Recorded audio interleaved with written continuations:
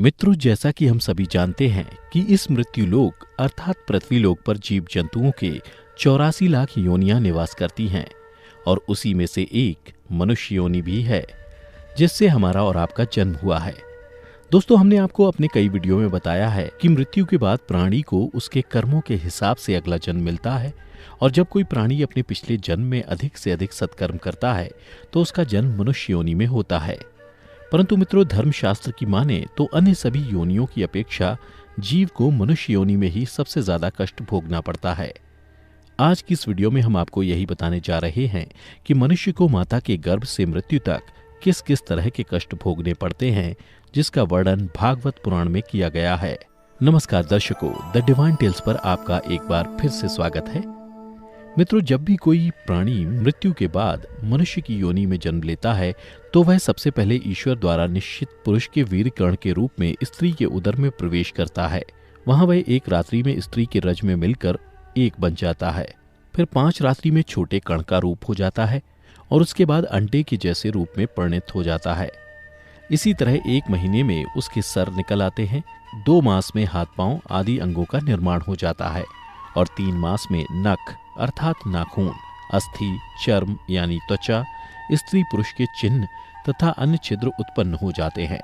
4 मास में उसमें मांस उत्पन्न होने लगता है, फिर 5वें महीने में गर्भ में पल रहे शिशु को भूख प्यास लगने लगती है और 6ठे मास से झिल्ली से लिपटकर वह कोख में घूमने लगता है। उस समय माता के द्वारा ग्रहण किए हुए अन्न जल आदि से उसकी भूख मिटने लगती है और वह कृमि आदि जंतुओं के उत्पत्ति स्थान में पड़ा रहता है। वह सुकुमार तो होता ही है। जब वहां के भूखे कीड़े उसके अंग नोचते हैं तब अत्यंत क्लेश के कारण वह क्षण क्षण में अचेत हो जाता है। इतना ही नहीं, माता के खाए हुए कड़वे, तीखे, गरम, नमकीन, रूखे और खट्टे आदि पदार्थों का स्पर्श होने से उसके सारे शरीर में पीड़ा होने लगती है। वह जीव माता के गर्भाशय में झिल्ली से लिपटा और आंतों से घिरा रहता है। उसका सिर पेट की ओर और पीठ और गर्दन कुंडलाकार मुड़े रहते हैं। माता के गर्भ में मनुष्य पिंजरे में बंद पक्षी की भांति पराधीन एवं अंगों को हिलाने डुलाने में भी असमर्थ रहता है। इस अवस्था में उसे दिव्य शक्ति के द्वारा स्मरण शक्ति प्राप्त होती है, जिसके बाद उसे अपने पिछले जन्मों के कर्म याद आ जाते हैं। फिर वह बेचैन हो जाता है और उसका दम घुटने लगता है। फिर 7वां महीना आरंभ होने पर उसमें ज्ञान शक्ति भी पनपने लगती है, जिसकी वजह से वह एक स्थान पर नहीं रहना चाहता। तब स्थूल शरीर में बंधा हुआ वह जीव अत्यंत भयभीत होकर दीन वाणी से कृपा याचना करता हुआ हाथ जोड़कर उस प्रभु की स्तुति करता है जिसने उसे माता के गर्भ में डाला है। माता के गर्भ में उपस्थित जीव प्रभु से यह याचना करता है कि हे प्रभु, माना मैं बड़ा अधर्मी हूँ, माना मैं बड़ा अधर्मी हूँ, माना मैं बड़ा अधम हूँ, मैं बड़ा पापी हूँ और आपने जो यह गति दिखाई है वह मेरे ही योग्य है। मैं शरीर से रहित होने पर भी देखने में पंच भौतिक शरीर से संबंध हूँ और इसीलिए इंद्रिय, गुण, शब्दादि विषय और विदाभास अर्थात अहंकार रूप जान पड़ता हूँ। इसके बाद भागवत पुराण में बताया गया है, देहधारी जीव दूसरी देह अर्थात माँ के गर्भ के भीतर मल, मूत्र और रुधिर के कुएं में घिरा हुआ रहता है। उसके पाचन रस की ऊष्मा से गर्भ में मौजूद जीव का शरीर अत्यंत संतप्त होता रहता है। इन कष्टों के बारे में सोचते हुए जीव गर्भ से बाहर निकलने की प्रबल इच्छा लिए महीने गिन रहा होता है और भगवान से प्रार्थना करता रहता है कि हे भगवान, मुझ दीन को यहाँ से कब निकाला जाएगा। फिर गर्भ में मौजूद मनुष्य सोचता है कि पशु पक्षी आदि अन्य जीव तो अपनी मूढ़ बुद्धि के अनुसार अपने शरीर में होने वाले सुख दुखादि का ही अनुभव करते हैं, किंतु मैं तो भगवान आपकी कृपा से साधन संपन्न शरीर से युक्त हुआ हूँ, अतः आपकी दी हुई विवेक बुद्धि से अपने शरीर के बाहर और भीतर अहंकार रूपी आत्मा का अनुभव करता हूँ। भगवान, इस अत्यंत दुख से भरे हुए गर्भाशय में यद्यपि मैं बड़े कष्ट से रह रहा हूँ तो भी इससे बाहर निकलकर संसारमय अंधकूप में गिरने की मुझे बिल्कुल इच्छा नहीं है, क्योंकि उसमें जाने वाले जीव को आपकी माया घेर लेती है, जिसके कारण उसके शरीर में अहम बुद्धि हो जाती है और उसके परिणाम में उसे फिर इस संसार चक्र में ही रहना होता है। इसलिए वह भगवान से बार बार विनती करता रहता है कि वे उसे इस कष्ट से और सांसारिक मोह माया से जितनी जल्दी हो सके उतनी जल्दी मुक्ति दे दें। फिर 9वें या 10वें महीने में जब मनुष्य अपनी माता के गर्भ से इस मृत्युलोक में आता है तो वह उसकी सारी स्मृति नष्ट हो जाती है। वह विपरीत गति को प्राप्त होकर बार बार जोर जोर से रोने लगता है। फिर माता पिता के द्वारा उसका पालन पोषण किया जाता है।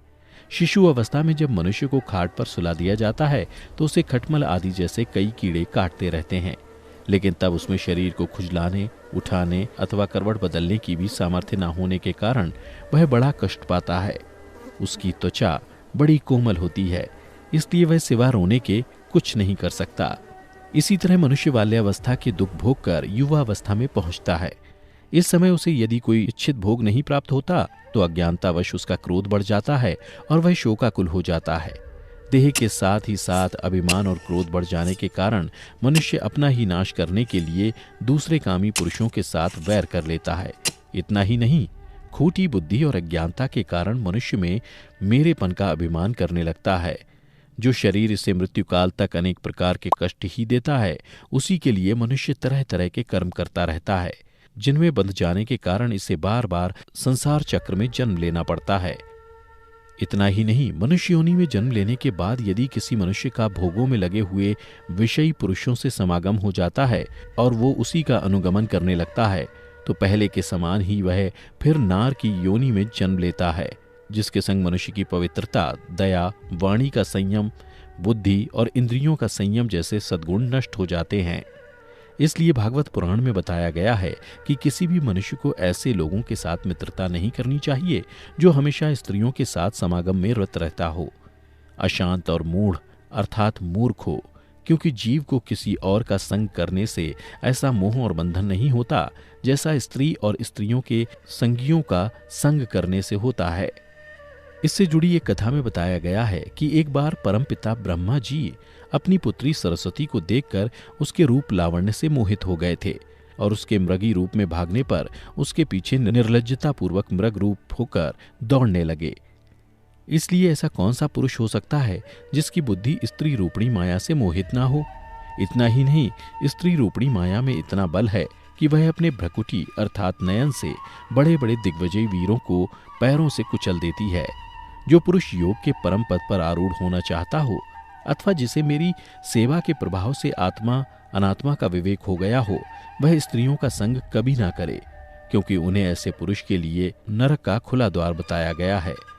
जो मनुष्य अपने जीवन में स्त्री में आसक्त रहता है तथा मृत्यु के समय भी स्त्री का ही ध्यान करता है, उसे अगले जन्म में स्त्री योनि प्राप्त होती है। मनुष्य रूपी जीवन पाकर यदि कोई मनुष्य जिस किसी भी जीव की हत्या अपने भौतिक सुखों को प्राप्त करने के लिए करता है, उसे अगले जन्म में उसी जीव की योनि में जन्म लेकर कष्ट भोगना पड़ता है।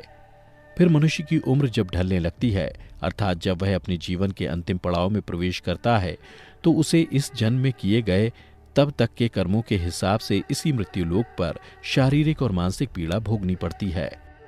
अर्थात यदि कोई मनुष्य अपने माँ बाप की बुढ़ापे में सेवा नहीं करता या फिर उसे घर से निकाल देता है, तो उसकी संतान भी बुढ़ापे में उसके साथ वैसा ही व्यवहार करती है जैसा उसने अपने माँ बाप के साथ किया था, और यह जीवन चक्र निरंतर चलता रहता है।